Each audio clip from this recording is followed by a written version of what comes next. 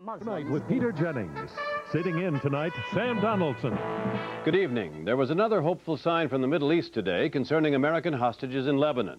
The spiritual leader of a group believed to be holding hostages there, Sheikh Mohammed Hussein Fadlallah, suggested he may now be willing to work for their release. The same sort of suggestion that came earlier this week from the new top leadership in Iran, which all adds to the sense, if not yet the reality, that an acceptable deal for the hostages' release could be possible. This latest development from Jerry King.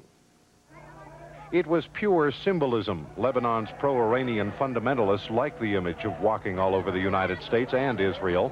The inscription reads, "Death to Israel, death to America." But today's message from Hezbollah's spiritual leader, Sheikh Fadlallah, appeared to be, deal with America.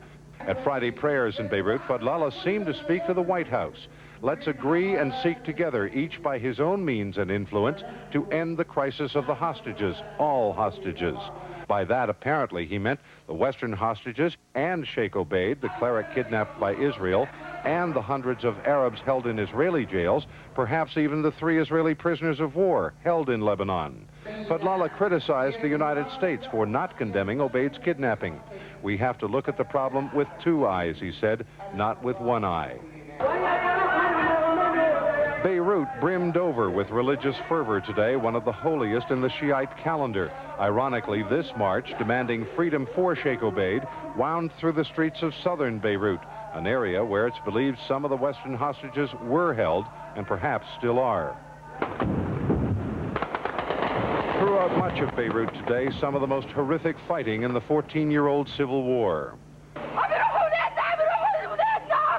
Civilians on both sides were caught in the middle. Ambulances screamed through the streets to hospitals overburdened with wounded.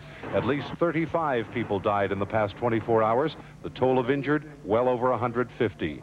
It is a hell imposed by Lebanon's volatile mixture of religion and politics. The Muslims, backed by Syria's so-called peacekeeping army, and the Christians, aided by Iraq. Syria gets important support from Iran against Iraq. And Western diplomats here in Damascus tell ABC News that's why Syria does not want to lean too heavily on Iran's allies in Lebanon on the hostage issue. The diplomats say that shows how the hostage question is intertwined with the overall problem of Lebanon. Jerry King, ABC News, Damascus. At the White House, the president's spokesman Marlin Fitzwater responded cautiously to Fadlallah's remarks, saying, "We hope it's a desire to release the hostages." In a moment, good news about the economy. Inflation is down, sales are up.